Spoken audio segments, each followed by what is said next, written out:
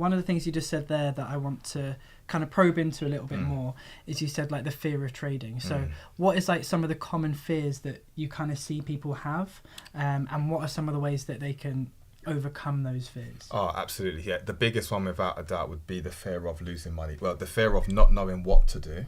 So not having the right strategy, the right structure, and also the fear of losing money, because as we know, when money's on the line, emotions can come into play. So the most important thing, and you know, I know this is something you teach, is master the strategy, be disciplined, follow it, stay committed, and of course, if you've got questions, you know, reach out and seek professional help.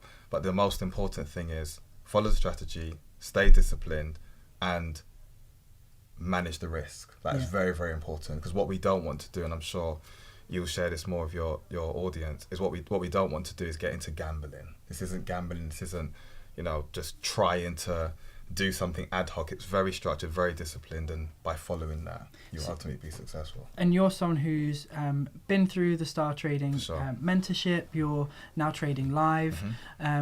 What would you say, because we get this question quite a lot, oh, is trading not just gambling? We hear that all the time, don't we? So for you, as someone who's now been through the process, what for you is the difference between trading as a gamble and trading as a Star Trading method trader? Yeah, perfect. So for me, very simply, gambling is when you are throwing some money in and hoping for the best. There is no strategy behind it. There is no calculated risk or managed risk. It's just hoping for the best, no management of the money in any way, shape or form. Now the difference with what you learn in Star Trading is, again, as I've said already, it's very disciplined, very structured, but there's a format that we follow. And by following that format and by managing the risk, that's how you ultimately become a successful trader long term. Now, an interesting thing happened to me when I started live trading, which was very recently, and we spoke about it. Thank you. So I went through the first strategy, and you learn all the foundations, then you learn the first strategy, and then you practice it loads. Absolutely. And I built confidence, and I was like, yeah, the percentage of winners was really high. And then I got to live trading, and I just couldn't push the button. I just got this fear, like, what if I do it wrong? What if what I'm literally clicking is not right? What if I lose? And I just had this complete block, and I was like, I just couldn't press it. And then I spoke to you, and you were like, just feel the fear and do it anyway. And that's what I've done in lots of things, hundreds of instances in my life. And I was like, yeah, you're right, I need to take that leap. So why do we have this block, and how easy is it to get over for most people? Yeah, great question. So first of all, the fear is, like, for everyone listening, the fear is totally normal. At the end of the day, it's built within us as a mechanism, if you like, for protection and to stay safe. So the fear of what if I get it wrong, what if I lose money, is totally normal. The important part is, even though you have the fear, again, I'm going to keep saying the same thing, just by following what you have already learned and what you've been practicing is how you get the results and create the success. So yeah, so fear is totally normal for those who are listening. In fact, if you didn't feel the fear, it'd probably be a little bit weird, to be fair. It'd be very strange. Very weird, to it'd be fair. Very strange. And, you know, I'm going to say this and be bold with it. The more you can remove that emotional attachment to the money and the outcome, and again, just follow it as if it was a system, the easier it will be to place the trade and continue placing trade. Do you have any tips on how people can do that? Oh, yes. So, tip number one, this is a great question, to be fair. You're setting yourself up here, because you've said one, so now you're going to have to give multiple tips. No, of course. All right, so tip number one, without a shadow of a doubt, is check in with your emotions. I would never recommend anyone investing or placing a trade, for that matter, if their emotional state is all over the place, because then again, it's very easy to get into the gambling mindset, the losing the strategy and the structure behind it. So yeah, tip number one, get your emotions in check. Tip number two would be, if in doubt, reach out to one of the mentors, because it could just be a case of a bit of reassurance, a bit of a check-in, build up the confidence, like Sophie said, and once you've got that in place, you're like, okay, do you know what, I'm ready to do it. And the third tip is, as I said to Sophie, feel the fear and do it anyway.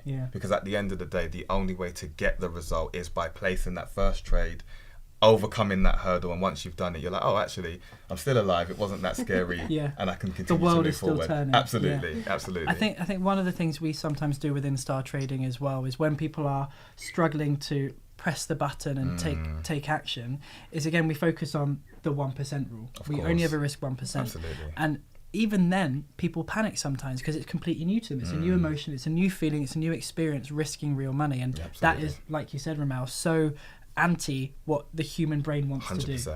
So what we tend to say is, right, don't even risk 1%. Go even lower than 1% to the tiniest amount you can, and just build that muscle memory up from that point. And that is often a really good place to start, because you get to feel the fear. Absolutely. You do it anyway, but you've de-risked even Completely. more and remove more of that emotional charge, which is really, really helpful. And within star trading, from a mindset perspective, we talk about the 3 C's.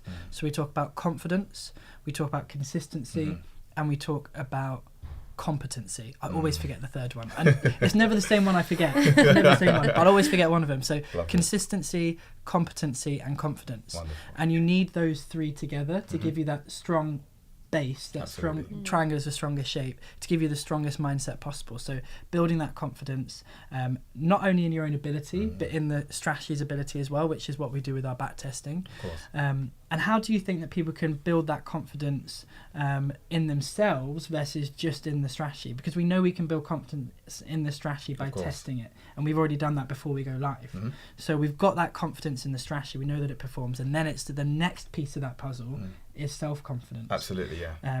What are some ways that people can build that self-confidence? Yeah, wonderful question. And it's funny because I share this with my clients all the time. It's managing that inner story. Because at the end of the day, the inner story will dictate what happens, what I like to say, externally. The inner story is internal, your results will be external. So as soon as you check in on what that inner story is, which could be, I don't think I'm good enough, I haven't practiced enough yet, what if I get it wrong? All of those things, get them in check. Like I said, get the support, get the mentor, go back to your back testing to make sure that you are in check and you do know what you're doing. And once you've, what I like to say, kind of quietened that voice down, then you can put it this way.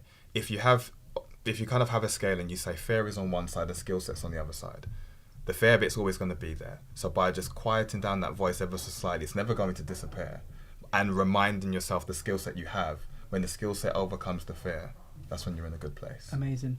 I love that. And you touched on the 3 things that you get from the community around you, which I think if a lot of people are trying it out on their own, just don't get. Absolutely. Which is the mentoring, which is super valuable, the community around you, and then all the back testing work that we're recording as well. Very so it's valuable. like 3 layers of support that you've got behind you as your sort of armour. All the metaphors today. All the metaphors, yeah. But yeah, that really helps cushion you when you're trying to do this. Absolutely. And I think I probably should mention it more. The reason for the back testing is partly to build that confidence. Because look, I'm going to say it boldly. It's better you make a mistake during the back testing and then have one of the mentors and coaches guide you, you know, analyze it with you, for you to then realize again what you did wrong or what mistake you made, to then improve it, so that by the time you finish the back test and you then say, hey, I am a confident trader, I know what I'm doing, I'm ready to go live.